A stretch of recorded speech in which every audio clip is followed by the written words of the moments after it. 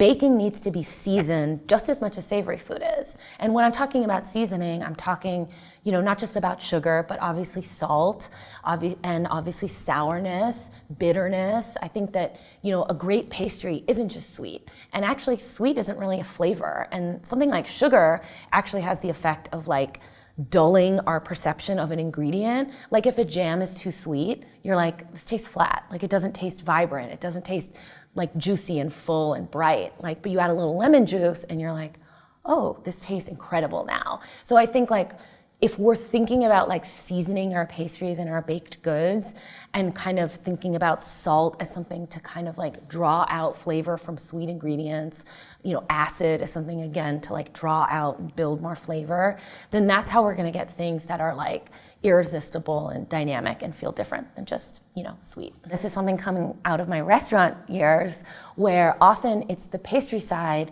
that's responsible for processing the like scraps from, garde-manger, from, sauté, like they're getting the perfect, coin of carrot, but then there's all the scrap. Like they're getting the perfect half moon of onion, but then you get all the like weird butts of onion and the, the next day boiled potatoes and this and that. So I'm coming from a place of, I would have to look at this stuff and be like, what am I gonna do with all these things?